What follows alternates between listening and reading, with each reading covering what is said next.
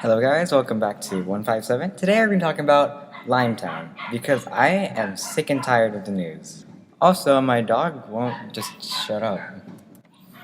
He's still barking. I'm going to wait for him to stop. There we go. Never mind.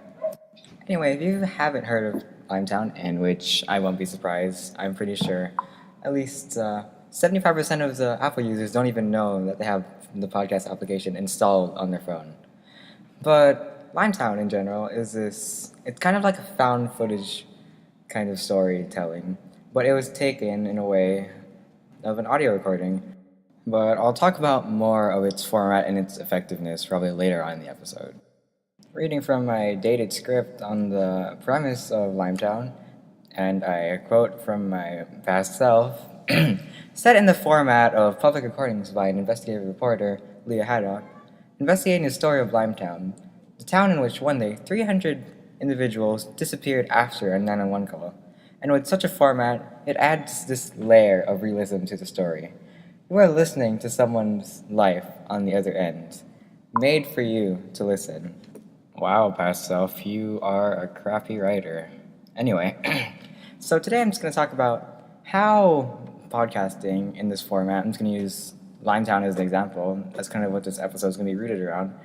How Limetown is an example of how podcasting can be used as an effective storytelling tool in a world where we are usually a visually based media.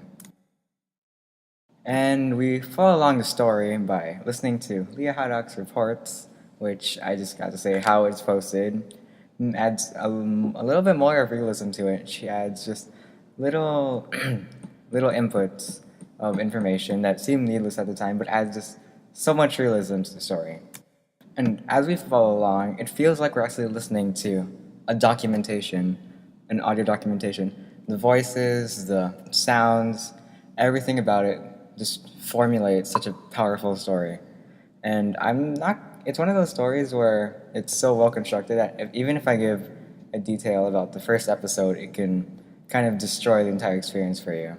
And so I won't. And so this episode is going to be really, really short.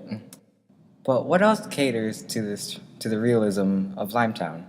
Well, for one thing, you aren't listening to an omniscient narrator. No, you're listening to Leah Haddock with her documentations made specifically for listeners like you and I. And this is also what sells it. It caters to you. Not just a nobody. You're not watching them. No, they're giving it to you. But what can we learn for something like Limetown? Yeah, if you've been listening, you can kind of make out what I'm trying to say.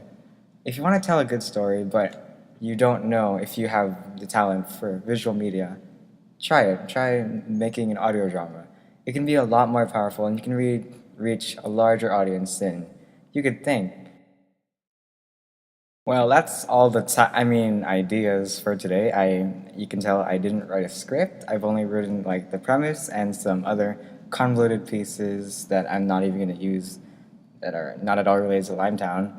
So yeah, that's pretty much it. Thank you guys for bearing with me, my voice, and my lack of script. And I would just like to say, if you really want to try doing a podcast, telling a story to the podcast format, definitely listen to Limetown. Or if you want to try something else, you can listen to, I believe it's called Welcome to Night Vale, also on the podcast application. I'm pretty sure you have an iPhone. It's easy access, it's free. I sound like an advertiser, but it's true. Anyway, guys, I really recommend trying to tell a story through a podcast. Anyway, thank you guys for bearing with me. I am not good at conclusions, so I'm just going to end it right here. Bye.